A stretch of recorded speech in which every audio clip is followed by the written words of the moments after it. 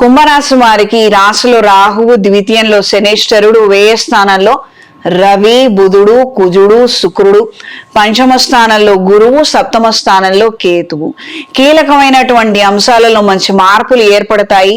తెగదెంపుల కోసం, గొడవల కోసం, ఇతర వ్యవహారాలు సెటిల్మెంట్స్ రీత్యా మాత్రం కాలం చాలా చక్కగా మీకు అనుకూలంగా మారుతుంది. మంచో చెడో ఆ విధమైనటువంటి గట్టి ప్రయత్నం చేయండి. మీకు రావాల్సినటువంటి రూపాయి మీకు దక్కుతుంది. అంతటితో స్వస్తి. ఈ సమస్యల నుంచి సునాయాసంగా బయటపడగలుగుతారు. ఏదైనా ల్యాండ్ విక్రయానికి పెట్టినట్లయితే అది డ్యూరేషన్ లో అమ్ముడుపోతుంది. వచ్చినటువంటి ధనంతో ఉన్నటువంటి లోను వ్యవహారాలను మొత్తం సెటిల్మెంట్ చేసుకోగలుగుతారు. ఉత్తర భవిష్యత్తుకు సంబంధించినటువంటి ప్రణాళికలు, ప్లాన్స్ ఎగ్జిక్యూట్ చేసుకోగలుగుతారు. మంచి ఫలితాలు సంప్రాప్తిస్తాయి. దైవ ఆధ్యాత్మిక సంబంధమైన అంశాల రీత్యా చురుకుతనము, మనసు వాటి మీద లగ్నం చేయగలగడము, కాస్తంత ఉత్సాహాన్ని కలిగి ఉంటారు. కొన్ని సందర్భాలలో జరిగినటువంటి మంచి చెడుల వలన మనసు కాస్తంత కృంగిపోయినప్పటికీ, మనకు కాస్తంత వద్దులే అన్నటువంటి అంశాలు ఉన్నప్పటికీ, కానీ కొన్ని మనం చేసుకుంటే మనం బాగుంటాము, తిరిగి మళ్ళీ మన అభివృద్ధి దిశలో ఉండగలుగుతాము అన్న నేపథ్యంలో ఆలోచనలు మారతాయి. కీలకమైనటువంటి విషయాలలో కొన్ని ముఖ్యమైనటువంటివి మర్చిపోతారు మీరు. ఇవి మాత్రం జాగ్రత్త. ఏదైనా క్రయ విక్రయానికి వెళుతున్నారు, దానికి కావాల్సినటువంటి డాక్యుమెంట్స్ తీసుకొని వెళ్ళండి. ఎగ్జామ్ రాయడానికి పరీక్షకు వెళుతున్నారు, హాల్ టికెట్ జాగ్రత్తగా ఉంచుకోండి.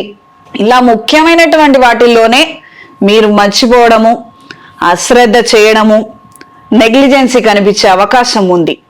అకాల నిద్రాహారాలు మరింతగా పెరుగుతాయి. అర్ధరాత్రి దాటేంత వరకు కూడా నిద్ర పట్టకపోవచ్చు. ఈ విధమైనటువంటి చికాకులు ఉంటాయి. ప్రత్యేకంగా సాయంత్రం వేళ సుందరాకాండ వినటం కానీ, లేదా ఆంజనేయ స్వామి వారి దండకం చదవటం వినటం కానీ చెయ్యండి. క్రమేణా మీకు అనుకూలంగా మారుతుంది. ఈ నిద్ర లేకపోవడం వలన వచ్చే అనారోగ్యాలు కావచ్చు, స్ట్రెస్, బీపీ, షుగరు, ఇవన్నీ ఏవైతే ఉంటాయో సైడ్ ఎఫెక్ట్స్, అవి రాకుండా ఉంటాయి. ఇది విన్నంత మాత్రాన మీరు 8-10 గంటలు నిద్రపోతారని కాదు, బట్ పడుకున్నంతసేపు కాస్తంత విశ్రాంతి కలిగి ఉంటారు. పైగా మానసిక సంతోషం మరింతగా పెరుగుతుంది. ఈ గ్రహస్థితి వలన జరిగే విషయం ఏంటయ్యా అంటే, ఎన్నో రోజులుగా బాధపడుతున్న విషయాలలో నుంచి బయటపడతారు. మానసిక ఊరట ఏర్పడుతుంది. ఏదో ఒక విషయంలో, ఏదో ఒక అంశంలో ఇక నా వల్ల కాదు, ఇది నేను చేయలేను, ఇది మన వల్ల కాదు అని వదిలేసుకున్నటువంటి విషయాల రీత్యా మీకు ఇప్పుడు సంతోషం కలిగే అవకాశం ఉంటుంది. ఆ విధమైనటువంటి మంచి పరిణామాలు ఏర్పడతాయి. వారీత్యా మీరు మంచి ప్రయత్నం చేయండి, మీకు కలిసి వస్తుంది. ఉద్యోగ రీత్యా కలిసి వస్తుంది. రికగ్నైజేషన్ మరింతగా పెరుగుతుంది. ఒకానొక పదవికి మీ పేరు సిఫార్సు చేయడం అనేది జరుగుతుంది. ఈ రాశిలో జన్మించిన స్త్రీలకు ఆరోగ్య రీత్యా అనుకూలమైన మార్పులు ఉంటాయి. ఏదైనా అనారోగ్యం వచ్చినా ఫాస్ట్ గా రికవర్ అవ్వగలుగుతారు. మానసిక సంతృప్తి మరింతగా పెరుగుతుంది. పిల్లల పెళ్లిళ్ళు కావచ్చు, ఇంట్లో ఉన్నటువంటి కళ్యాణ వ్యవహారాలు, శుభకార్యాలు, ఆధ్యాత్మిక వ్యవహారాలు, కార్యక్రమాల రీత్యా మంచి ఉత్సాహాన్ని కలిగి ఉంటారు. అప్పటికప్పుడు ఆ పనులు చేయగలుగుతారు. 10 మందితో కలుసుకోవడము, మాట్లాడటము, వ్యవహారాలను చక్కబెట్టగలిగే విధంగా మంచి మార్పులు ఏర్పడతాయి. కానీ హెచ్చులకు మాత్రం వెళ్ళొద్దు, ఎవరికి అభయహస్తం మాత్రం ఇవ్వవద్దు. అంటే ఈ మాట అంటే ఏంటంటే, ఎవరైనా ఇంట్లో కార్యక్రమం ఉంది, మీకు శక్తికి మించి మీరు చేయొద్దు. వాళ్ళు 100 రూపాయలు అడిగారు, మీ పరిస్థితి బాగాలేదని తెలిసే అడిగారు, ఏదో మిమ్మల్ని అగౌరవపరచాలని అనుకోండి, బాధ పెట్టాలని అనుకోండి, ఏదైనా అనుకోండి, ఏం పర్వాలేదు, దానికి వచ్చిన నష్టం ఏం లేదు అన్నారు. ఇప్పుడు సహజంగా ఈ కుంభరాశి వాళ్ళ స్వభావం ఏంటి? మాట పడరు, మనం ఎక్కడా దిగకూడదు, చాలా అంటే చాలా పౌరుషము, చాలా పరాక్రమంగా ప్రవర్తించాలని అనుకుంటారు. 100 రూపాయలు ఎవరో ఇవ్వలేమని మనల్ని అంటే అననివ్వనండి, మనకు వచ్చిన నష్టమే ఉంది. 100 రూపాయలు మనం తీసిస్తే మనం నష్టపోతాం, అది మన అవివేకం కదా. ఇలాంటి విషయాలలో హడావుడి పడద్దు. నేను ఇవ్వగలుగుతా అని చెప్పి నన్ను తీసే అమాంత 100 రూపాయలు చేతిలో పెట్టద్దు. దీని వలన మీకు జరిగేది నష్టమే కానీ ఏ ఉపయోగం ఉండదు. ప్రత్యేకంగా ఈ రాశి వాళ్ళు ఇప్పటి వరకు దెబ్బతిన్నారు అని అంటే ఇదే కారణం. ఏదో ఒకళ్ళు ఇద్దరికి సంబంధించిన విషయం కాదు. ఇలా ఈ రాశి వారిని అందరికి సంబంధించి చెప్తున్నాం అంటే లక్షల్లో చూస్తారు. ఇది కొన్ని లక్షల మందికి వర్తిస్తుంది కాబట్టి ఈ గుణమే అంతటిది. కాబట్టి ఈ యొక్క ఏలినాటి శనిలో బాగా దెబ్బతిన్నారు కాబట్టి ఇప్పటి నుండైనా కాస్తంత జాగ్రత్తగా వ్యవహరించండి.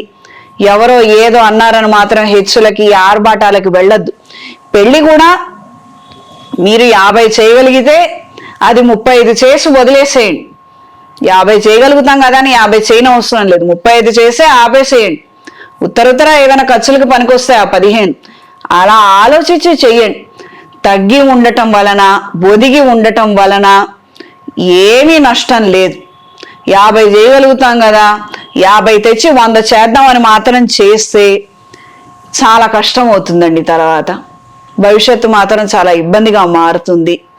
ఇంట్లో వాళ్ళు కావచ్చు, ఇతరితర కావచ్చు, ఎవరు ఏం చెప్పినా ఎలా చెప్పినా కూడాను ఈ విషయంలో మాత్రం మీరు ఒక లిమిట్ దాటితే మాత్రం అవన్నీ వచ్చి మీ కాళ్ళకే చుట్టుకుంటాయి. ఇది గ్రహించి మెలిగి ఆ విధంగా జాగ్రత్త తీసుకోండి. ఈ రాశిలో జన్మించిన వారికి ఈ వారం కలిసొచ్చే రంగు ఎరుపు, కలిసొచ్చే దిక్కు పడమర, కలిసొచ్చే సంఖ్య 5. ప్రతిరోజు శ్రీ వెంకటేశ్వర స్వామి వారి అష్టోత్తరాన్ని పఠించండి. రాబోయే మహాశివరాత్రి రోజున మహాపాశుపత హోమాన్ని జరిపించండి. ఆర్థిక అభివృద్ధి పొందుతారు. మానసికంగా, శారీరకంగా అనారోగ్య సమస్యలు వదిలిపోతాయి. ఉద్యోగ రీత్యా, వ్యాపార రీత్యా మంచి అభివృద్ధిని సాధించగలుగుతారు. ఒక మహాశివరాత్రి రోజైన శైవ క్షేత్రంలో కూర్చొని కష్టమని అనుకోకుండా ఆ పరమేశ్వరుని మీద భారం వేసి ఆయన కాళ్ళ దగ్గర కూర్చొని మీరు ప్రార్థించండి. పనులు మీకు ఖచ్చితంగా జరుగుతాయండి. అలా జరిగాయి కాబట్టే మనం పూజిస్తున్నాం, ప్రార్థిస్తున్నాము. పూజ చేస్తుంటే పలుకుతున్నాడు కాబట్టే మనం చేస్తున్నాం. ఇన్ని వందల ఏళ్ల సంవత్సరాలుగా దేవుడు పలకలేదని నన్ను అంటారు, అది ఉట్టుమాటే. ఒక్కసారైనా ఆయన పలకకపోతే ఇంతమంది ఇన్ని పూజలు కార్యక్రమాలు చేయరుగా. చేశారు, వాళ్ళకి ఆయన ప్రతిస్పంది ఇచ్చారు, వాళ్ళ జీవితాలు బాగున్నాయి. అందుకే తరతరాలుగా మనం పూజలు చేసుకుంటూ వచ్చాం. ఇది గ్రహించండి. ఏ విషయంలో నుంచైనా మంచి తీసే ప్రయత్నం చెయ్యండి, బాగుంటుంది. ఈ మహాశివరాత్రికి ఈ విధంగా చెయ్యండి, కలిసి వస్తుంది. ఎన్నో మంచి విషయాలు అనేవి సంప్రాప్తిస్తాయి.